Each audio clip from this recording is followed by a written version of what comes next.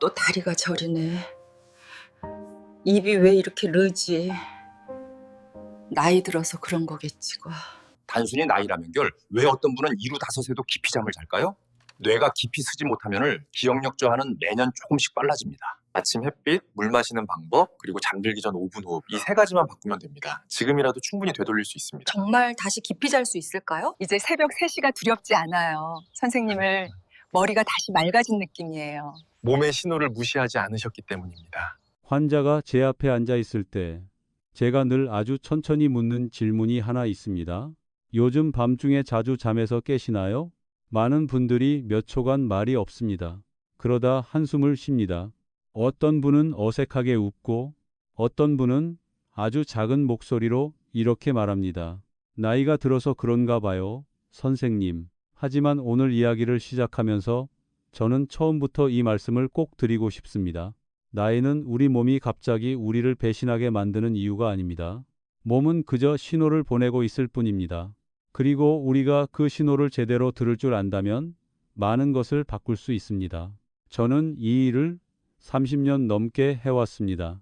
이른이 넘어서도 아침까지 푹 주무시는 분들을 보았고 아직 50대인데도 밤마다 서너 번씩 깨는 분들도 만나왔습니다. 문제는 단순히 나이 숫자에 있는 것이 아닙니다. 문제는 아주 조용하게 일어나는 몸 안의 변화에 있습니다. 한번 떠올려 보십시오. 요즘 들어 잠자리에 들었다가 얼마 지나지 않아 깜짝 깨는 밤이 얼마나 있었습니까? 어떤 날은 새벽 1시, 어떤 날은 3시, 때로는 아주 사소한 느낌 하나 때문에 깨기도 합니다. 목이 마르다든지, 다리가 저리다든지, 심장이 빨리 뛴다든지, 혹은 머릿속에 스쳐 지나간 생각 하나 때문에 다시 잠들지 못하기도 합니다. 다음 날 아침, 우리는 사람들에게 말합니다. 잠은 그럭저럭 잤어요. 하지만 마음속으로는 알고 있습니다. 내 몸이 정말로 쉬지는 못했다는 것을요. 저는 환자분들께 이 상황을 아주 단순한 그림으로 설명하곤 합니다. 우리의 뇌를 하나의 큰 도시라고 상상해 보십시오. 낮 동안에는 차들이 오가고 일이 몰려들고 정보가 끊임없이 들어옵니다. 밤이 되어 깊이 잠들면 그때가 바로 청소부들이 나오는 시간입니다. 길을 쓸고 쓰레기를 치우고 작은 고장들을 고칩니다. 그런데 밤중에 계속 불을 켜고 문을 열어 차들이 들락날락하게 만든다면 그 청소부들은 일을 제대로 할 수 없습니다. 쓰레기는 남게 되고 날이 갈수록 도시는 서서히 낡아갑니다. 우리의 뇌도 마찬가지입니다. 최근 몇 년간의 연구에 따르면 잠이 잘게 끊어질 때 자다가 깨고 다시 자고 또 깨는 상태가 반복될 때 뇌 속 노폐물을 제거하는 과정이 방해를 받습니다. 베타 아밀로이드 같은 물질이 더 많이 쌓일 수 있고 그 축적은 기억력 저하와 관련이 있습니다. 저는 이 말씀을 드려서 겁을 주려는 것이 아닙니다. 밤중에 깨는 일이 단순히 잠을 조금 설친 것이 아닐 수 있다는 점을 이해하자는 것입니다. 그것은 하나의 신호일 수 있습니다. 몇 해 전, 저는 71살의 한 남자 환자를 만났습니다. 이름은 트롱 씨였습니다. 은퇴한 교사였고 예전에는 기억력이 아주 좋았습니다. 긴 시를 외우고 옛 제자들의 이름도 또렷이 기억하던 분이었습니다. 그분이 제게 와서 한 말이 아직도 제 마음에 남아 있습니다. 요즘은 사소한 걸 자주 잊어요. 심각하진 않지만 예전에 나와는 좀 달라진 것 같아요. 저는 수면 상태를 자세히 물었습니다. 그분은 거의 2년 동안 거의 매일 새벽 2시쯤에 깬다고 했습니다. 어떤 날은 몇 분 만에 다시 잠들었고 어떤 날은 아침 가까이까지 뒤척였다고 했습니다. 하지만 나이 들면 다 그렇지 하며 대수롭지 않게 넘기고 계셨습니다. 필요한 검사를 진행했습니다. 위험한 결과는 없었습니다. 다만 몇몇 수치에서 가벼운 염증 상태가 오래 지속되고 있다는 신호가 보였습니다. 밤 시간대 혈압 변동이 컸고 심박수도 완전히 안정적이지 않았습니다. 저는 깊지 않은 수면이 교감신경, 즉 스트레스 반응을 담당하는 신경계를 과도하게 활성화시킬 수 있다고 설명드렸습니다. 그렇게 되면 몸은 진짜 수리 모드로 들어가지 못합니다. 설명을 들은 뒤 그분의 눈빛을 저는 아직도 기억합니다. 그분은 작은 목소리로 이렇게 말했습니다. 아프지만 않으면 괜찮은 줄 알았어요. 이 생각은 아주 흔합니다. 우리는 통증이 있거나 붓거나 열이 나야만 걱정합니다. 하지만 많은 손상은 즉시 아픔을 만들지 않습니다. 그저 아주 천천히 서서히 몸을 닳게 할 뿐입니다. 예순이 넘어서면 몸은 아주 미묘하게 변합니다. 수면을 조절하는 호르몬인 멜라토닌은 점점 줄어들고 피부와 손발끝으로 가는 혈류도 감소해 밤에 쉽게 춥고 피부가 건조해지고 팔다리가 저리기 쉽습니다. 아주 작은 자극 하나만으로도 뇌가 깨어야 한다는 스위치를 켜버릴 수 있습니다. 이 일이 수백 밤 반복되면 뇌는 깊은 잠이 어떤 감각이었는지조차 잊어버립니다. 저는 한 환자에게 이렇게 말한 적이 있습니다. 깊은 잠은 행운이 아니라 균형의 결과라고요. 체온, 피부의 습도, 심장 박동, 호흡, 그리고 마음의 상태까지 이 모든 것이 균형을 이룰 때 비로소 깊은 잠이 옵니다. 그중 하나라도 어긋나면 뇌는 경계 상태를 유지합니다. 그래서 몹시 피곤한데도 막상 누우면 몸이 완전히 풀리지 않는 느낌을 받게 됩니다. 신경계가 아직 지켜보고 있는 상태이기 때문입니다. 다행스러운 점은 제가 만난 많은 분들이 강한 수면제를 필요로 하지 않았다는 것입니다. 저는 정말 필요하지 않다면 약 처방을 가능한 한 피합니다. 약은 잠을 들게 할 수는 있지만 항상 자연스러운 생리적 수면을 만들어주는 것은 아니기 때문입니다. 대신 저는 아주 일상적인 요소들을 살펴봅니다. 잠자는 방의 공기가 너무 건조하지는 않은지, 잠들기 전 너무 뜨거운 물로 샤워해 피부의 수분을 빼앗고 있지는 않은지, 침대에 누워 뉴스를 보며 마음을 긴장 상태로 두고 있지는 않은지, 하루 종일 물을 거의 마시지 않다가 밤이 되어서야 갈증을 느끼는 습관은 없는지, 이런 사소해 보이는 것들이 의외로 열쇠가 되는 경우가 많습니다. 다시 트롱 씨 이야기로 돌아가 보겠습니다. 우리는 복잡한 일을 하지 않았습니다. 잠자기 전에 몇 가지 작은 습관만 조정했습니다. 약 3주 후 그분은 훨씬 부드러운 표정으로 다시 찾아왔습니다. 그분은 이렇게 말했습니다. 밤중에 깨는 횟수가 많이 줄었어요. 머리도 덜 멍한 느낌이고요. 저는 이것을 기적이라고 부르지 않습니다. 몸이 스스로 회복할 수 있는 조건을 얻었다고 부릅니다. 오늘 저는 여러분과 함께 조금만 속도를 늦추고 싶습니다. 기적 같은 해결책을 찾기 위해서가 아니라 왜 우리가 밤중에 깨어나는지를 이해하기 위해서입니다. 그리고 그 이해를 바탕으로 몸이 원래 가지고 있던 휴식의 리듬을 조금씩 되찾아가기 위해서입니다. 잠이 회복되면 기억력만 지켜지는 것이 아닙니다. 심혈관, 혈압, 감정 상태, 삶의 질까지 함께 달라집니다. 그리고 저는 믿습니다. 예순을 넘었든 일흔을 넘었든 그 이상이든 몸은 우리가 올바르게 돌봐준다면 아직도 충분히 응답할 수 있다는 것을요. 저는 많은 분들이 놓치고 있는 한 가지를 조금 더 깊이 이해하시길 바랍니다. 밤의 잠은 단순히 눈을 감고 아침을 기다리는 것이 아닙니다. 잠에는 여러 층이 있습니다. 얕은 잠이 있고 깊은 잠이 있으며 뇌가 꿈을 꾸고 기억을 정리하는 단계도 있습니다. 우리가 얕은 잠만 스치듯 지나가고 계속해서 깨게 된다면 몸은 진짜 회복의 단계에 거의 닿지 못합니다. 깊은 잠의 단계에서는 심박수가 느려지고 혈압이 내려가며 근육이 이완됩니다. 그리고 무엇보다 중요한 것은 뇌가 하루 종일 쌓인 대사 노폐물을 정리하기 시작한다는 점입니다. 이때가 바로 뇌의 청소 시스템이 가장 활발히 작동하는 시간입니다.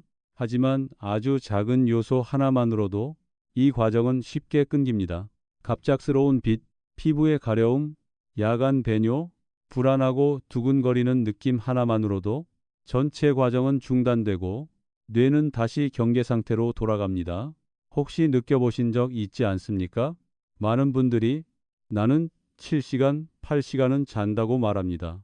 하지만 자세히 물어보면 한밤중에 3, 4번 깼고 매번 몇 분씩 때로는 반 시간씩 깨어 있었다고 인정합니다. 총 수면 시간은 충분할지 몰라도 수면의 질은 전혀 그렇지 않은 경우가 많습니다. 저는 예전에 68세의 한 여성 환자를 만난 적이 있습니다. 이름은 한 씨였습니다. 그분은 나는 불면증은 아니에요 라고 말했습니다. 매일 밤 10시에 잠자리에 들고 아침 6시에 일어나기 때문이었습니다. 하지만 늘 피곤했고 머리가 둔한 느낌이 들었으며 작은 일에도 쉽게 짜증이 났습니다. 제가 자세히 물어보자 그분은 거의 매일 밤 적어도 2번은 깬다고 했습니다. 몸이 확 달아오르거나 심장이 조금 빨리 뛰는 느낌 때문에였습니다. 그분은 그것을 문제로 여기지 않았습니다. 잠깐 깼다가 다시 자면 되잖아요, 선생님. 하지만 바로 그 잠깐이 밤마다 반복되면서 뇌는 한 번도 제대로 쉬지 못하게 됩니다. 여기서 우리는 아주 중요한 한 가지 메커니즘을 이야기해야 합니다. 바로 자율신경계입니다. 이 신경계에는 2가지 가지가 있습니다. 하나는 몸을 이완시키고 회복시키는 역할을 하고 다른 하나는 위험과 스트레스에 반응하도록 돕는 역할을 합니다. 낮 동안에는 긴장과 대응을 담당하는 쪽이 더 많이 작동합니다. 밤에는 이완과 회복을 담당하는 쪽이 우세해져야 몸이 스스로를 고칠 수 있습니다. 하지만 마음속에 걱정이 남아있거나 몸에 가벼운 염증이 오래 지속되고 있거나 생체 리듬이 흐트러져 있다면 긴장을 담당하는 신경은 밤에도 조용히 계속 작동합니다. 그 상태에서는 아주 작은 자극 하나만으로도 우리는 쉽게 잠에서 깨어납니다. 많은 분들이 제게 이렇게 묻습니다. 그럼 나이가 들면 다 그런 건가요? 저는 아주 천천히 대답합니다. 꼭 그렇지는 않습니다. 나이가 들수록 멜라토닌이라는 수면 호르몬이 줄어드는 것은 사실입니다. 체온과 빛의 변화에 더 민감해지는 것도 사실입니다. 하지만 결정적인 요소는 나이 그 자체만이 아닙니다. 수년 동안 쌓여온 생활 방식의 총합입니다. 예를 들어 낮 동안 햇빛을 거의 보지 않고 움직임이 적다면 생체 리듬은 점점 흐릿해집니다. 뇌는 낮과 밤의 경계를 명확히 구분하지 못하게 됩니다. 그렇게 되면 이제 깊이 잠들 시간이다 라는 신호는 약해집니다. 또 저녁에 긴장되는 뉴스를 계속 보거나 자녀나 손주에 대한 걱정을 나누고 나면 신경계는 아직 해결해야 할 일이 남아있다고 착각합니다. 그 상태에서는 몸이 완전히 이완되는 것을 허락하지 않습니다.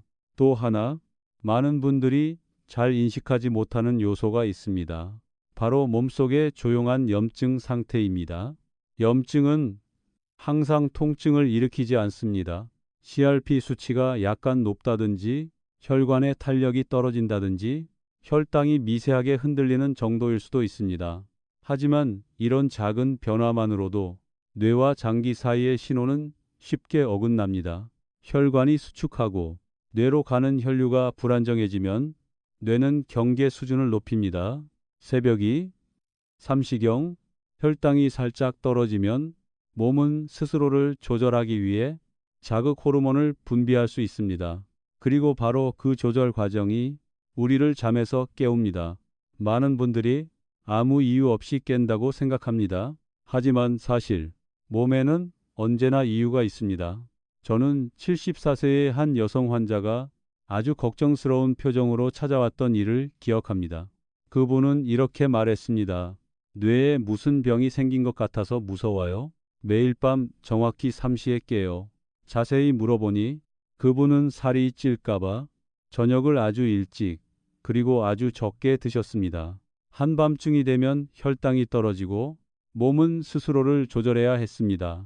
심박수가 조금 빨라지고 뇌는 이상 신호를 감지해 잠에서 깨웠던 것입니다.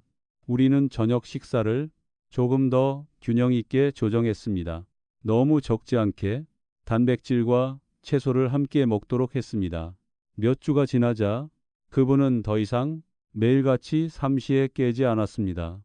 이 경험은 해결책이 극단이 아니라 균형에 있는 경우가 많다는 사실을 다시 한번 확신하게 해주었습니다. 보시다시피 한밤중에 깨는 문제는 침대나 베개 하나의 문제가 아닙니다. 심장 박동, 혈관 상태, 호르몬, 피부, 그리고 머릿속 생각까지 모두 연결되어 있습니다. 그리고 여러 요소의 결과이기 때문에 단 한 알의 약으로 근본적인 해결을 기대하기는 어렵습니다. 그래서 저는 환자분들께 이렇게 말씀드립니다. 약을 찾기 전에 몸이 무엇을 부족해하고 있는지 먼저 보자고요. 낮 동안의 햇빛이 부족한지, 움직임이 부족한지, 잠들기 전에 이완이 부족한지, 아니면 피부가 너무 건조해 작은 불편감이 잠을 깨우고 있는지, 어떤 저녁에는 아주 사소한 습관 하나만 바꿔도 잠이 달라집니다. 하지만 그러기 위해서는 한밤중에 깨는 일이 나이 들면 당연한 일이 아니라는 사실을 정면으로 마주해야 합니다. 그것은 하나의 메시지입니다.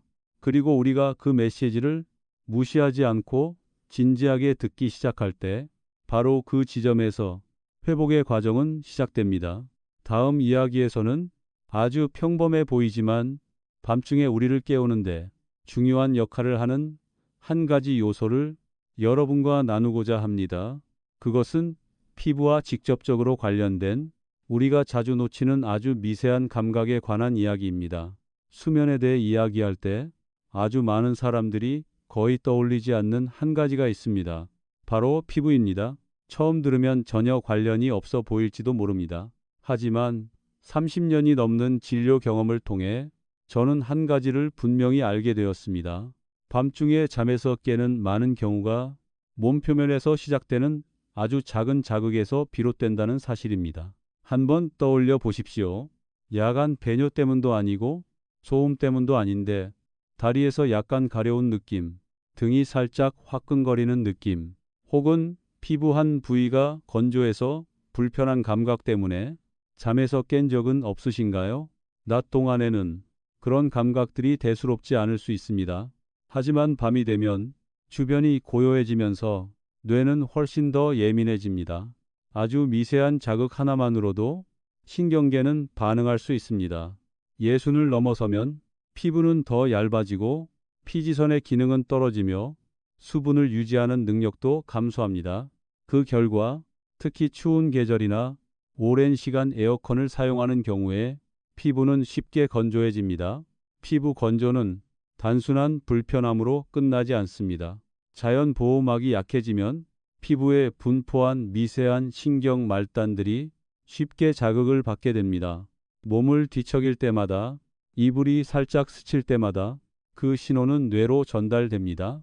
그리고 얕은 수면 상태에 있는 뇌는 그 신호를 하나의 경고로 받아들일 수 있습니다. 저는 예전에 73세의 한 남성 환자를 만난 적이 있습니다. 이름은 민 씨였습니다. 그분은 잠이 몹시 끊긴다고 호소했습니다. 통증도 없고 야간 배뇨도 많지 않은데 몇 시간마다 계속 깬다는 것이었습니다. 그분은 이렇게 말했습니다. 이유도 없이 그냥 깨요. 자세히 살펴보니 그분의 종아리 피부는 매우 건조했고 작은 균열이 여러 군데 보였습니다. 낮 동안에는 가려움이 심하지 않아 전혀 신경 쓰지 않고 계셨던 것입니다. 저는 그분께 잠들기 전에 보습제를 바르시는지 물었습니다. 그분은 웃으며 말했습니다. 남자가 그런 걸 왜 바릅니까, 선생님? 우리는 약을 바꾸지도 않았고 수면제를 추가하지도 않았습니다. 저는 단지 매일 밤 잠자리에 들기 전에 다리와 팔에 얇게 보습제를 바르고 낮 동안 충분히 물을 마시되 저녁에 몰아서 마시지 않도록 안내했습니다. 약 2주가 지난 뒤 그분은 놀란 표정으로 다시 찾아왔습니다. 요즘은 밤에 한 번만 깨요. 어떤 날은 아침 가까이까지 한 번도 안 깨고 자요. 보시다시피 때로는 해답이 복잡한 데에 있지 않습니다. 그렇다면 왜 피부가 깊은 잠에 이렇게까지 영향을 미칠 수 있을까요? 피부는 우리 몸에서 가장 큰 기관이며 수많은 감각 수용체를 가지고 있기 때문입니다. 피부가 건조해지면 몸은 그 자극에 반응해 코르티솔과 같은 스트레스 호르몬을 아주 소량 분비할 수 있습니다. 밤 시간대에 코르티솔이 조금만 증가해도 수면을 조절하는 호르몬인 멜라토닌은 감소합니다. 멜라토닌은 나이가 들수록 이미 줄어들어 있습니다. 그 상태에서 추가로 억제되면 수면은 더욱 쉽게 끊어집니다. 피부뿐만 아니라 체온 역시 중요한 역할을 합니다. 깊은 잠에 들어가기 전 우리 몸의 중심 체온은 살짝 내려갑니다. 하지만 침실이 너무 덥거나 너무 차가우면 이 과정은 방해를 받습니다. 많은 어르신들이 잠들기 전에 아주 뜨거운 물로 샤워하는 습관이 있습니다. 그렇게 해야 잠이 잘 온다고 생각하기 때문입니다. 하지만 지나치게 뜨거운 물은 피부의 수분을 빠르게 빼앗고 혈관을 강하게 확장시킨 뒤 급격히 수축시켜 몸이 안정되기 어렵게 만듭니다. 저는 따뜻한 샤워 자체를 반대하지는 않습니다. 다만 물의 온도를 적당히 하고 샤워 후에는 부드럽게 물기를 닦은 뒤 피부가 아직 약간 촉촉할 때 바로 보습을 해 주시라고 권합니다. 이쯤에서 이렇게 생각하실 수도 있습니다. 그게 전부인가요? 네, 많은 경우 정말 그것이 전부입니다. 수면은 켜고 끄는 스위치가 아닙니다. 몸속의 수많은 작은 신호들이 서로 조화를 이룬 결과입니다. 피부가 충분히 촉촉하고 체온이 안정되고 신경계가 안전하다고 느낄 때 뇌는 더 쉽게 깊은 수면 단계로 들어갑니다. 저는 손주들과 함께 사는 76세의 한 할머니를 기억합니다. 그분은 더위를 무서워해 밤새 에어컨을 켜고 주무셨습니다. 매일 아침 목이 마르고 피부가 뻣뻣하고 잠을 잘 잔 느낌이 없다고 하셨습니다. 우리는 단지 방의 습도를 조절했습니다. 작은 물그릇 하나를 놓아 자연 습도를 높이고 지나치게 차가운 설정을 줄였습니다. 그 후로 그분은 밤중에 깨는 횟수가 눈에 띄게 줄었다고 말씀하셨습니다. 공기 습도나 보습, 크림 한 겹 같은 작은 요소가 기억력이나 인지 저하의 위험과 연관이 있을 수 있다는 사실을 아직 한 번도 생각해 보지 않으셨을지도 모릅니다.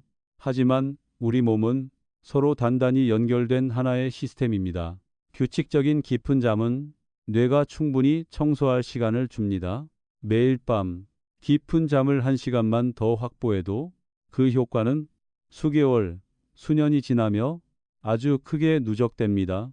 저는 피부 건조가 유일한 원인이라고 말하지는 않습니다.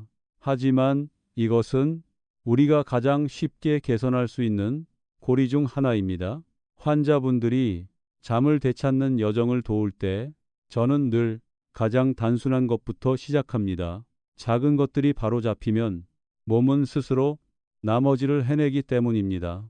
그리고 밤에 조금 더 이어진 잠을 느끼기 시작하면 아침의 기분은 달라집니다. 머릿속의 맑음도 달라집니다. 다음 이야기에서는 자신은 그저 나이가 들어 밤에 자주 깬다고 믿고 있었지만 아주 일상적인 습관 몇 가지를 바꾼 뒤 삶이 뚜렷하게 달라진 한 분의 이야기를 여러분께 들려드리고자 합니다. 저는 지금도 아주 또렷하게 기억하고 있는 한 남성에 대한 이야기를 여러분께 들려드리고 싶습니다. 그분의 이름은 꽝 씨였고 나이는 75이었습니다. 이전에는 기술자로 일했고 삶의 방식은 매우 규칙적이었습니다. 매일 걷기 운동을 했고 식사는 절제되어 있었으며 술이나 담배도 하지 않았습니다. 그런데도 거의 3년 동안 그분은 매일 밤 적어도 2번은 잠에서 깼습니다. 그분은 매우 차분한 목소리로 제게 이야기했지만 저는 그분의 눈에서 분명한 피로를 보았습니다. 어디가 아픈 것도 아닙니다. 큰 병이 있는 것도 아닙니다. 그런데 머리가 점점 둔해지는 느낌이 듭니다. 아주 사소한 일들을 자주 잊고요. 그리고 밤에는 한 번도 쭉 자본 적이 없습니다.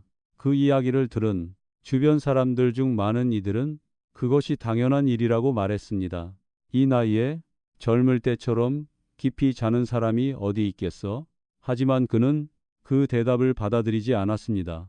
그는 제게 이렇게 말했습니다. 기억력이 정말로 나빠진 뒤에 행동하고 싶지는 않습니다. 저는 그 말을 아주 깊이 존중했습니다. 우리는 그의 모든 생활 습관을 처음부터 다시 살펴보기 시작했습니다. 잠자는 시간만이 아니라 하루 동안 일어나는 모든 것들을 하나하나 짚어보았습니다. 저는 그에게 잠자기 전 저녁 시간에 보통 무엇을 하는지 물었습니다. 그는 1시간 정도 뉴스를 보고 그 뒤에 휴대전화로 기사를 더 읽는다고 했습니다. 때로는 생각이 많아지는 이야기들을 읽고 한참을 곱씹는다고도 했습니다. 낮 동안에는 밖에 나가는 시간이 많은지 물었습니다. 그는 최근에는 날씨가 덥고 피로가 걱정되어 예전보다 훨씬 줄었다고 했습니다. 저녁 식사는 어떤지 물었습니다. 그는 꽤 이른 시간에 식사를 하고 체중이 늘까봐 아주 적게 먹는 편이라고 했습니다. 이 모든 것을 종합해 보니 그의 몸에는 이제 쉴 시간이다라는 명확한 신호가 거의 존재하지 않고 있었습니다. 낮 동안 자연광에 거의 노출되지 않으니 생체 리듬은 흐릿해졌고 저녁에는 화면에서 나오는 푸른 빛에 노출되며 뇌는 아직 낮이라고 착각했습니다. 게다가 저녁 식사가 너무 가벼워 한밤중에 혈당이 흔들렸습니다. 이 모든 요소들이 합쳐져 그는 이유 없는 각성이라고 느꼈던 밤중에 깨어남을 만들어내고 있었습니다. 저는 많은 것을 바꾸지 않았습니다. 그에게 아침에 자연광 아래에서 최소 20에서 30분 정도 산책을 하도록 권했습니다. 잠자기 최소 1시간 전에는 화면을 끄도록 조언했습니다. 그리고 저녁 식사는 너무 적지 않게 가볍게 균형을 맞추고 소량의 단백질을 더하도록 했습니다. 또 하나, 침실을 정말로 어둡고 조용하게 유지하라고 강조했습니다. 많은 분들이 불을 껐다고 생각하지만 전자기기에서 나오는 빛이나 작은 수면 등의 빛만으로도 멜라토닌은 영향을 받을 수 있습니다. 약 1달 후 그는 다시 제 앞에 앉았습니다. 그는 많은 말을 하지 않았습니다. 그저 잔잔하게 웃으며 이렇게 말했습니다. 어젯밤에는 10시부터 새벽 4시 가까이까지 한 번도 깨지 않고 잤습니다. 그리고 다시 잠들어서 6시까지 잤습니다. 정말 오랜만에 머리가 이렇게 맑은 느낌입니다. 저는 그에게 기분이 어떤지 물었습니다. 그는 이렇게 답했습니다. 예전의 나를 조금 되찾은 것 같습니다. 보셨지요? 잠은 단지 밤의 문제가 아닙니다. 그것은 우리가 하루를 어떻게 사는지를 그대로 비춥니다. 낮 동안 몸이 적절히 움직이고 자연광을 충분히 받고 식사가 균형을 이루며 잠들기 전 마음이 이완될 수 있다면 밤은 그에 대한 보상이 됩니다. 하지만 하루 종일 긴장 속에 있고 움직임이 적고 밖에 나가지 않다가 저녁에도 계속해서 정보로 뇌를 자극한다면 몸은 깊은 휴식 상태로 전환되기 어렵습니다. 많은 어르신들이 침대에 누워 과거를 떠올리거나 자녀와 손주를 걱정하거나 아주 사소한 일로 스스로를 탓합니다. 그것이 잠깐 스치는 생각일 뿐이라고 여기지만 신경계에게는 그것이 경계해야 할 신호가 됩니다. 저는 환자분들께 이렇게 말씀드립니다. 잠자기 전 몸에 하나의 의식을 만들어 주시라고요. 따뜻한 차 한 잔일 수도 있고 느린 호흡 몇 분일 수도 있으며 화면 대신 종이책 몇 쪽을 읽는 것일 수도 있습니다. 그 의식이 매일 밤 반복되면 뇌는 서서히 이제 내려놓아도 되는 시간이라는 것을 이해하게 됩니다. 저는 나이가 들며 변화가 생긴다는 사실을 부정하지 않습니다. 하지만 많은 분들이 자신의 몸이 가진 적응 능력을 과소평가하고 있다고 믿습니다. 깊은 잠은 젊은 사람만의 특권이 아닙니다. 그것은 올바른 준비의 결과입니다. 그리고 제가 여러분께 꼭 기억해 주시길 바라는 가장 중요한 한 가지는 이것입니다. 기억력이 눈에 띄게 나빠진 뒤에야 잠을 걱정하기 시작하지 마십시오. 오늘 밤에 한 번 더 이어진 잠이 앞으로 5년, 10년 뒤에 뇌를 위한 투자이기 때문입니다. 지금 제 이야기를 들으며 자신도 밤중에 깨는 것이 습관처럼 되어 있다는 것을 깨달으셨다면 그것을 당연한 일로 넘기지 않으시길 바랍니다. 아주 작은 것부터 시작하십시오. 빛을 조절하고 잠들기 전 습관을 조정하고 피부 상태와 방의 온도, 저녁 식사를 살펴보십시오. 그리고 몇 주가 지나 조금이라도 잠이 더 깊어졌다고 느낀다면 그 변화를 붙잡고 계속 이어가십시오.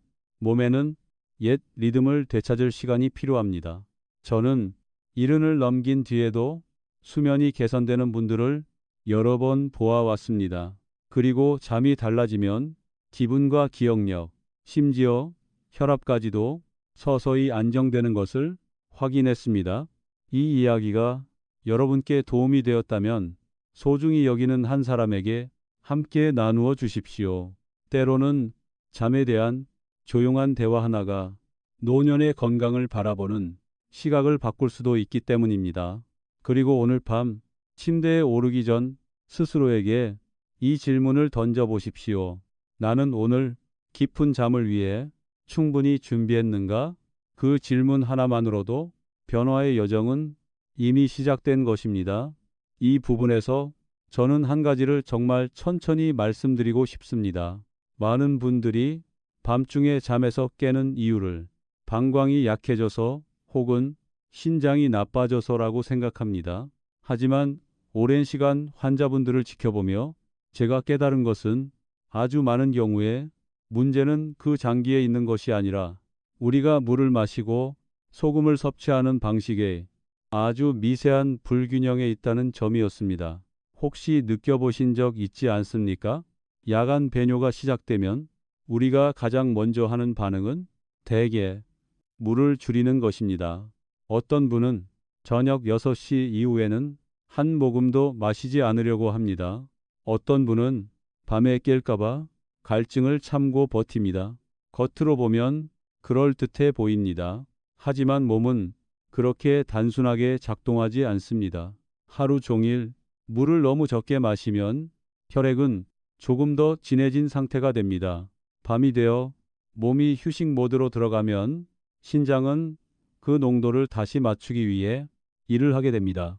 그리고 바로 그 조절 과정이 한밤중에 소변 욕구를 만들어낼 수 있습니다.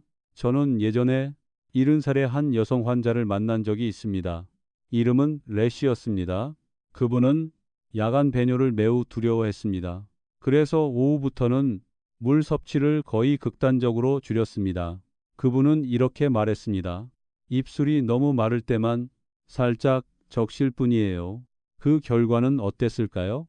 그분은 매일 밤 적어도 3번은 잠에서 깼습니다. 아침이 되면 입술은 바짝 말라 있었고 피부는 당기고 따가웠으며 머리는 은근히 아팠습니다. 하루 전체의 물 섭취량을 물어보는 순간 저는 바로 알 수 있었습니다. 그분의 몸은 가벼운 탈수 상태가 오랫동안 이어지고 있었습니다. 우리는 저녁에 물을 늘리지 않았습니다.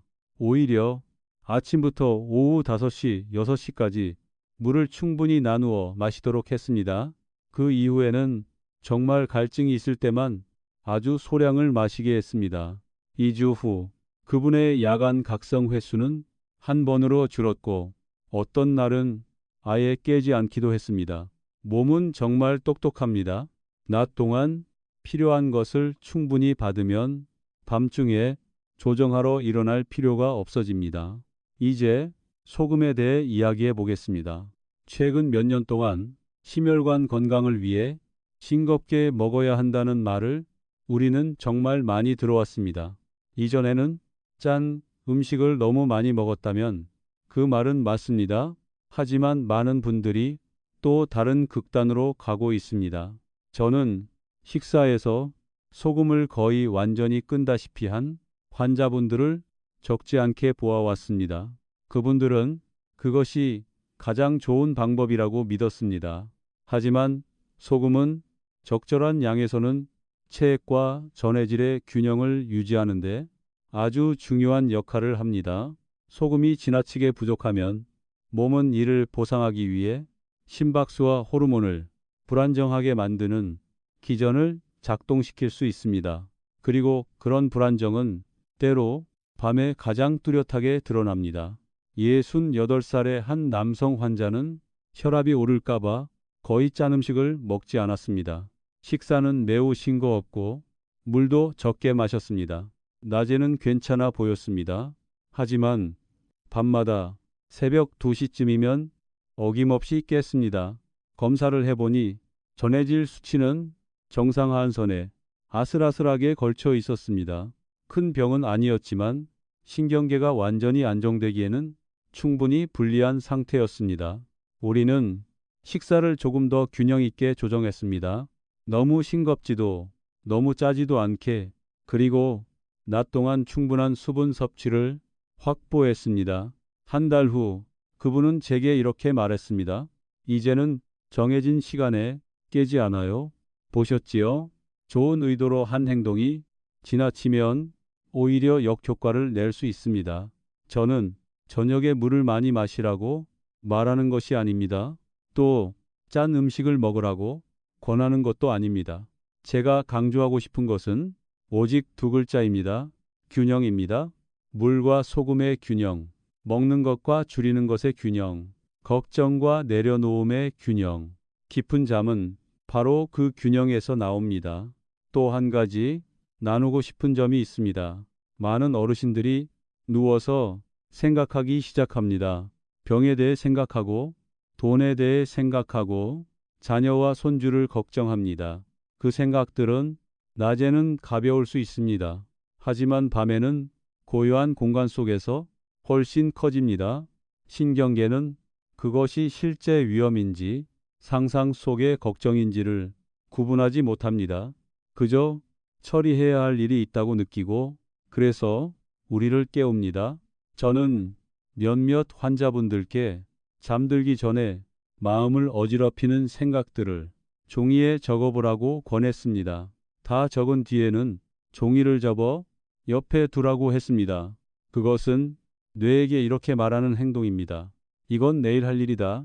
아주 단순해 보이지만 이 작은 행동 하나로 잠이 훨씬 편안해진 분들이 적지 않습니다. 존경하는 여러분, 저는 밤중에 깨어나는 수많은 사례를 보아왔습니다. 모든 사람이 똑같지는 않습니다. 하지만 한 가지 공통점은 분명합니다. 약 하나를 찾기보다 삶의 방식을 전체적으로 돌아보기 시작했을 때 수면은 서서히 나아졌다는 점입니다. 다음 이야기에서는 오늘 밤부터 당장 시작할 수 있는 아주 구체적인 3가지를 여러분께 말씀드리고자 합니다. 비용이 들지 않고 복잡하지 않지만 꾸준히 하면 몇 주 안에 수면의 질을 바꿀 수 있는 방법들입니다. 이제 잠시 허리를 곧게 세우시고 제가 지금부터 말씀드릴 3가지를 아주 천천히 들어주시기 바랍니다. 복잡한 이론이 아닙니다. 이상한 방법도 아닙니다. 아주 구체적이고 아주 일상적인 3가지일 뿐입니다. 하지만 이것을 꾸준히 실천하면 몸은 서서히 반응하기 시작합니다. 첫 번째, 낮의 신호를 다시 설정하는 것입니다. 많은 어르신들이 집안에서 보내는 시간이 너무 많습니다. 피곤할까봐, 더울까봐, 감기 들까봐 햇빛을 피합니다. 하지만 아침의 자연광은 뇌에게 하루가 시작되었음을 알려주는 스위치와도 같습니다. 눈이 아침 햇빛에 노출되면 뇌는 생체 시계를 다시 맞춥니다. 그래야 밤이 되었을 때 멜라토닌이 제때 분비됩니다. 하루 종일 어두운 실내에만 있으면 뇌는 낮과 밤을 구분할 충분한 신호를 받지 못합니다. 그렇게 되면 밤에 쉽게 잠에서 깹니다. 그래서 저는 환자분들께 이렇게 권합니다. 아침에 일어난 뒤 비록 15에서 20분이라도 베란다에 나가거나 마당에 서 있거나 자연광 아래에서 천천히 걷기를 하십시오. 빨리 걸을 필요는 없습니다. 그저 빛이 눈과 피부에 닿게 하면 됩니다. 이것을 몇 주간 실천한 분들 중 저녁이 되면 자연스럽게 졸음이 온다고 말하는 분들이 적지 않습니다. 두 번째, 잠들기 전 고요한 시간을 만드는 것입니다. 한번 스스로에게 물어보십시오. 침대에 오르기 직전 내 뇌는 어떤 상태입니까? 차분합니까? 아니면 여전히 정보로 가득 차 있습니까? 하루의 마지막 30분이 뉴스, 휴대전화, 영상, 논쟁으로 채워져 있다면 뇌는 아직 쉴 시간이 왔다는 신호를 받지 못합니다. 저는 명상이나 어려운 일을 하라고 말하지 않습니다. 그저 매일 밤 반복되는 하나의 습관이면 충분합니다. 잠들기 1시간 전 모든 화면을 끄는 것일 수도 있고, 익숙한 잔잔한 음악을 듣는 것일 수도 있으며, 종이책 몇 쪽을 읽는 것일 수도 있습니다. 혹은 그냥 가만히 앉아 천천히 들이마시고 조금 더 길게 내쉬는 것만으로도 충분합니다. 들이마시기 4초, 내쉬기 6초. 이것을 몇 번 반복해 보십시오. 내쉬는 시간을 더 길게 하면 이완을 담당하는 신경이 우세해집니다. 심장은 느려지고 뇌는 이제 더 이상 처리할 위험이 없다는 것을 알기 시작합니다.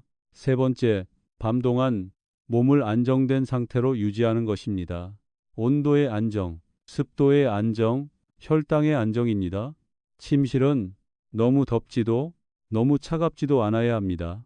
에어컨을 사용한다면 밤새 너무 낮은 온도로 유지하지 마십시오. 피부가 건조하다면 잠들기 전 가볍게 보습을 해 주십시오. 저녁 식사가 너무 적어 한밤중에 쉽게 허기가 진다면 완전히 굶기보다는 조금 더 균형 잡힌 저녁을 고려해 보십시오. 저는 72세의 한 환자분이 저녁 식사에 따뜻한 국 한 작은 그릇을 추가했을 뿐인데 새벽 2시에 답답함 때문에 깨지 않게 되었다고 말씀하신 것을 기억합니다. 몸은 많은 것을 요구하지 않습니다. 안정만을 원합니다. 이 세 가지는 아주 단순하게 들릴 수 있습니다. 하지만 바로 그렇기 때문에 많은 분들이 쉽게 지나칩니다. 우리는 복잡한 해결책을 찾지만 몸은 오히려 가장 기본적인 신호에 가장 강하게 반응합니다. 저는 70을 넘어서 심지어 80을 넘어서도 이런 방법들을 한 달 정도 꾸준히 실천한 것만으로 수면이 좋아진 분들을 여러 번 보아왔습니다. 그리고 잠이 달라지면 그분들이 가장 먼저 하는 말은 잠을 더 깊이 잤다가 아니라 머리가 더 맑아졌다, 사소한 걸 덜 잊는다, 짜증이 줄었다는 말이었습니다.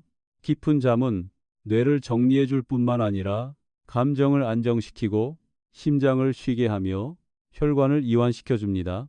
존경하는 여러분, 저는 오늘 밤부터 곧바로 8시간 내리 주무시게 될 것이라고 약속드리지는 않습니다.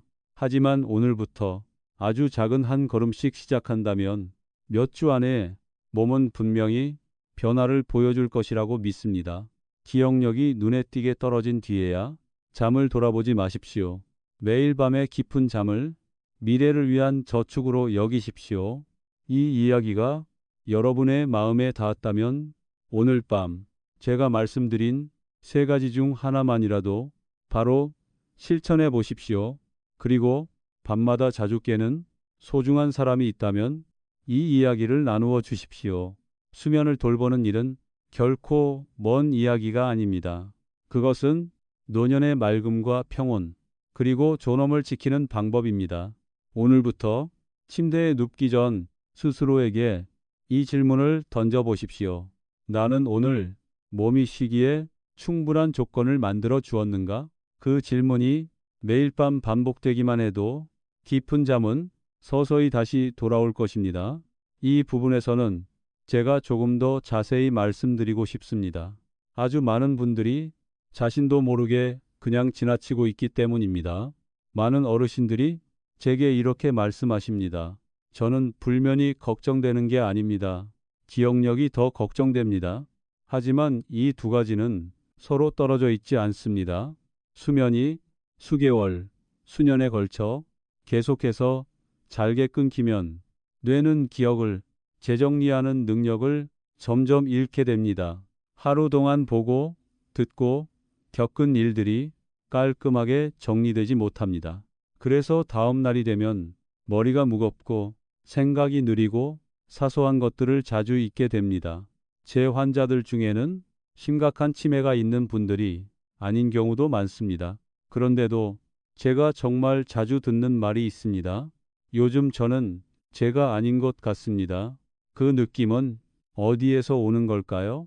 그것은 매일 밤 뇌가 충분히 길고 깊은 수면 단계로 들어갈 시간을 확보하지 못하는 데서 옵니다.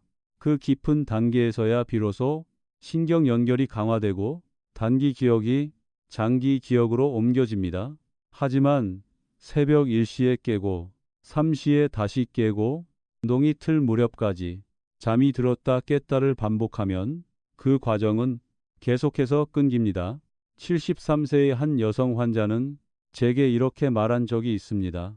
낮에는 말도 잘하고 대화도 문제 없어요. 그런데 예전만큼 머리가 빠르지 않은 것 같아요. 자세히 물어보니 그분은 무려 3년 동안 매일 밤 입이 마르고 다리가 저려 적어도 2번씩 잠에서 깼습니다. 큰 병은 아니었습니다. 그저 아주 작은 자극들이 반복되고 있었을 뿐이었습니다. 우리는 아주 천천히 조정을 시작했습니다. 낮 동안의 활동량을 조금 늘리고 침실의 습도를 맞추고 저녁 6시 이전에 충분한 수분을 보충하고 밤에는 호흡을 더 길게 하는 연습을 했습니다. 약 6주가 지나 그분은 제가 오래도록 잊지 못할 한마디를 하셨습니다. 잠만 좋아진 게 아니라 생각이 훨씬 또렷해졌어요. 보셨지요? 깊은 잠은 방을 정리하는 일과도 같습니다. 문을 계속 열어두면 청소하는 사람은 끝내 일을 마칠 수 없습니다. 또 하나 아주 흔한 오해가 있습니다. 이 부분도 분명히 짚고 넘어가고 싶습니다. 많은 분들이 총 수면 시간만 충분하면 된다고 생각합니다. 하지만 중요한 것은 양이 아니라 질입니다.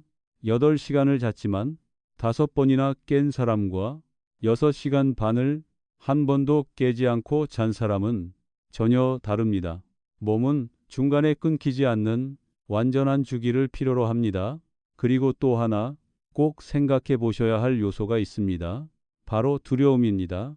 잠에서 깨는 것을 두려워하기 시작하면 그 두려움 자체가 수면을 더 불안정하게 만듭니다. 69세의 한 남성 환자는 한밤중에 시계를 보는 것이 가장 무섭다고 말했습니다.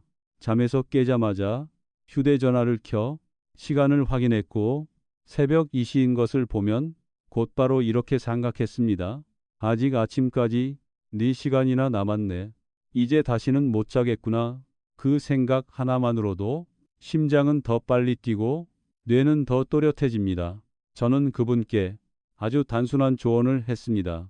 밤중에 깼을 때 소변이 급하지 않다면 시계를 보지 말 것, 휴대전화를 확인하지 말 것, 그저 가만히 누워 천천히 호흡하고 다시 잠들 수도 있고 잠들지 못할 수도 있다는 사실을 그대로 받아들이라고 했습니다. 2주 후 그분은 시계를 보지 않는 것만으로도 불안이 훨씬 줄었다고 말했습니다. 존경하는 여러분, 노년은 몸과 싸우는 시간이 아닙니다.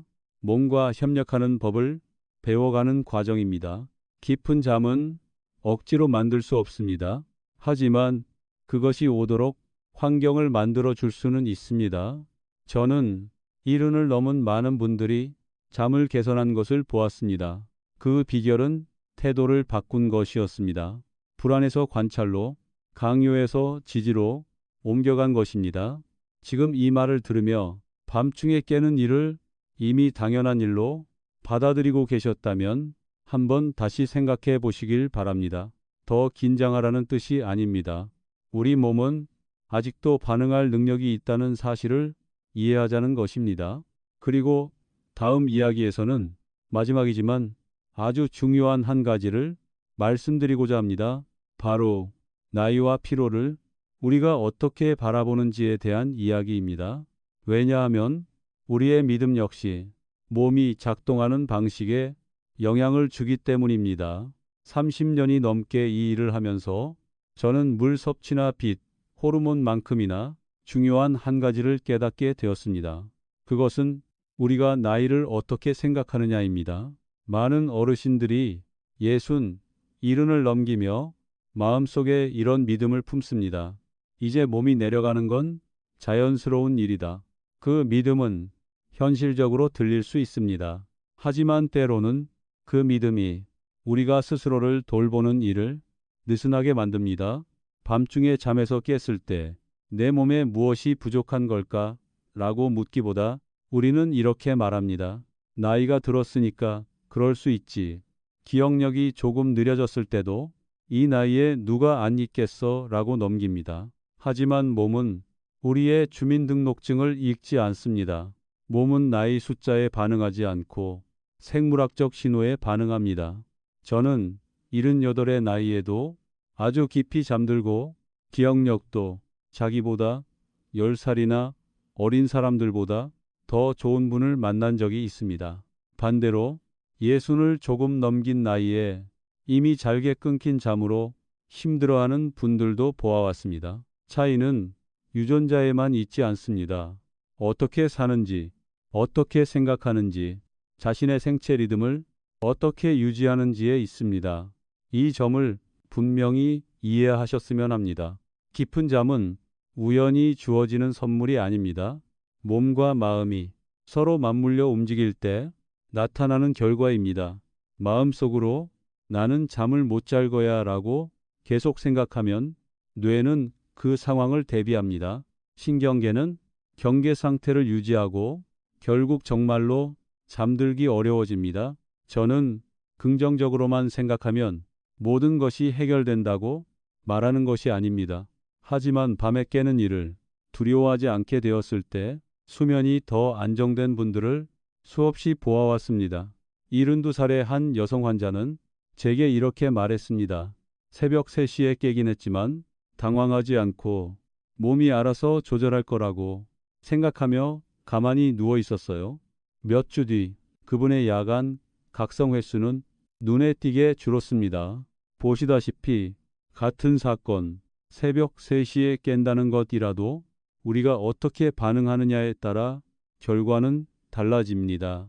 이 나이에 우리가 해야 할 일은 작은 변화 하나하나에 맞서 싸우는 것이 아니라 전체 시스템이 부드럽게 돌아가도록 돕는 것입니다.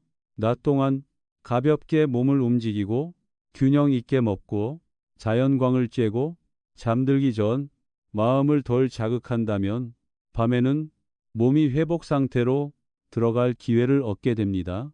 그리고 다시 한번 강조하고 싶습니다. 회복은 단순한 휴식이 아닙니다. 혈관이 이완되는 시간이고 뇌가 노폐물을 제거하는 시간이며 기억이 정리되고 감정이 조절되는 시간입니다. 깊은 잠 한 번은 몸이 스스로를 고치는 과정입니다. 이런 밤들이 차곡차곡 쌓이면 인지 저하의 위험은 낮아지고 감정은 더 안정되며 혈압 역시 더 일정한 경향을 보이게 됩니다. 저는 오늘 밤부터 모든 것이 완벽해질 것이라고 약속드리지는 않습니다. 하지만 아주 작은 것 하나, 아침 산책, 화면을 일찍 끄는 것, 보습을 하는 것, 낮 동안 충분히 물을 마시는 것을 시작해 몇 주간 유지한다면 몸은 분명히 답을 해줄 것이라고 믿습니다. 밤중에 깨는 일을 운명으로 여기지 마십시오. 그것을 하나의 신호로 받아들이십시오. 그리고 오늘 이 이야기를 들으며 자신의 모습이 겹쳐 보였다면 부디 침묵하지 마십시오. 오늘 밤부터 한 가지라도 바꿔보십시오. 또 밤마다 뒤척이는 친구나 가족이 있다면 이 이야기를 함께 나누어 주십시오. 때로는 제때 전해진 한 정보가 수면을 바라보는 시각을 완전히 바꿔놓을 수 있습니다. 노년은 쇠퇴가 아닙니다. 더 섬세한 돌봄이 필요한 시기입니다. 그리고 깊은 잠은 앞으로의 세월 동안 우리의 맑음과 평안, 그리고 자존감을 지키는 가장 중요한 토대입니다. 오늘 밤 침대에 누웠을 때 그저 잠이 오기만을 기다리지 마십시오. 우리 몸은 매일 우리를 지키기 위해 애쓰고 있다는 사실을 기억해 주십시오. 그리고 우리가 할 일은 단 하나입니다. 몸이 그 일을 잘 해낼 수 있도록 조건을 만들어 주는 것뿐입니다. 이 부분에서 저는 아주 솔직한 말씀을 드리고 싶습니다. 많은 분들이 자신의 문제를 그저 잠을 깊이 못 자는 것이라고만 생각합니다. 하지만 수많은 사례를 오랫동안 지켜본 끝에 제가 깨달은 것은 오래 지속되는 얕은 잠은 온몸 전체가 조용히 지쳐 있다는 상태를 비추는 거울이라는 점입니다. 몸은 아무 이유 없이 저절로 깨어나지 않습니다. 심장이 평소보다 조금 더 일하고 있을 수도 있고, 혈관이 아주 미세하게 수축했을 수도 있으며, 혈당이 흔들렸을 수도 있고, 신경계가 아직 완전히 놓아주지 못했을 수도 있습니다. 그리고 이런 밤이 수백 번 반복되면 뇌는 점차 깨는 습관을 만들어냅니다. 저는 이것을 하나의 고리, 즉 반복 회로라고 부릅니다. 이렇게 상상해 보십시오. 몇 달 동안 매일 새벽 2시쯤에 깬다면 뇌는 그 시간을 미리 예상하기 시작합니다. 그 시각이 다가오기 전부터 경계 수준을 살짝 높여 놓습니다. 그리고 익숙한 시간이 되면 아주 작은 자극 하나만으로도 눈을 뜨게 됩니다. 저는 이런 모습을 아주 많은 환자분들께서 겪는 것을 보아왔습니다. 74살의 한 남성 환자는 그날의 식사나 운동량과 상관없이 매일 3시에 깬다고 말했습니다. 소변 때문도 아니고 통증도 없었습니다. 그저 눈이 떠진다는 것이었습니다. 우리는 아주 천천히 변화를 시작했습니다. 먼저 그분은 시계를 보지 않기로 했습니다. 둘째, 깼을 때 불편하지 않다면 억지로 잠들려고 하지도 자신을 몰아붙이지도 않았습니다. 그저 가만히 누워 천천히 호흡하며 눈을 감고 쉬도록 했습니다. 몇 주가 지나자 그 고정된 기상 시간은 서서히 흔들리기 시작했습니다. 어떤 날은 아예 깨지 않았고, 어떤 날은 조금 일찍 깼지만 다시 잠드는 속도가 훨씬 빨라졌습니다. 그 반복 고리는 깨졌습니다. 이 경험은 제게 다시 한번 확신을 주었습니다. 뇌는 습관을 아주 쉽게 배우지만 다시 배우는 것도 가능하다는 사실입니다. 존경하는 여러분, 이 나이에서 가장 중요한 것은 즉각적인 해결책을 찾는 것이 아닙니다. 아주 작은 요소들을 인내심을 가지고 조정해 나가는 것입니다. 깊은 잠은 잔잔한 호수와 같습니다. 수면 위에 늘 작은 물결이 있으면 바닥은 보이지 않습니다. 하지만 바람이 됐고 수면이 고요해지면 모든 것이 또렷해집니다. 몸도 그와 같습니다. 밤에 교감신경, 경계와 긴장을 담당하는 신경의 활동이 줄어들면 회복을 담당하는 시스템은 비로소 제 역할을 할 수 있습니다. 그래서 저는 환자분들께 자주 이렇게 말씀드립니다. 낮에 충분히 몸을 움직여야 밤에 생리적인 피로가 제대로 찾아온다고요. 많은 어르신들이 피곤해질까봐 운동을 지나치게 줄입니다. 오래 앉아 있고 걷는 시간이 줄고 근육을 거의 쓰지 않습니다. 그 결과 밤에 몸이 깊이 쉴 필요를 느끼지 못합니다. 강한 운동이 필요하지 않습니다. 느린 걸음으로 20에서 30분 걷기, 관절을 부드럽게 움직이기 또는 무리가 되지 않는 집안일만으로도 충분합니다. 운동은 낮 동안 남아있던 스트레스 호르몬을 소모시켜주고 체온이 자연스러운 주기를 따르도록 도우며 저녁이 되면 졸음이 더 쉽게 찾아오게 합니다. 저는 76살의 한 환자가 아침 산책을 한 달 동안 꾸준히 한 뒤 이렇게 말한 것을 기억합니다. 졸음이 다시 자연스럽게 돌아왔어요. 기진맥진한 피곤함이 아니라 부드러운 졸음이요. 그것은 아주 좋은 신호입니다. 보셨지요? 우리는 종종 큰 비결을 찾지만 사실 깊은 잠은 여러 작은 요소들이 함께 맞물릴 때 찾아옵니다. 낮의 빛, 적절한 운동, 균형 잡힌 식사, 너무 싱겁지 않고 수분이 지나치게 부족하지 않은 상태, 잠들기 전 마음을 식혀주는 시간, 밤에 깼을 때 두려워하지 않는 태도, 이런 요소들이 다시 정렬되면 뇌는 서서히 옛 리듬을 되찾습니다. 저는 오랜 세월 진료를 하며 한 가지를 분명히 보아왔습니다. 어르신의 몸은 우리가 포기하지 않는 한 놀라울 만큼 적응할 수 있다는 사실입니다. 나이가 들어서 그렇다는 말이 모든 불편함을 그냥 받아들이는 이유가 되지 않기를 바랍니다. 오늘 밤 잠에서 깼다면 그것을 끝이라고 생각하지 마십시오. 그것은 하나의 정보입니다. 그리고 우리는 조정할 수 있습니다. 마지막 부분에서는 잠을 더 잘 자기 위한 것뿐 아니라 앞으로 여러 해 동안 자신의 맑음을 지키기 위해 꼭 기억해야 할 핵심만을 분명하고 간결하게 정리해 드리겠습니다. 오늘 이야기를 아주 소박한 한 가지로 마무리하고 싶습니다.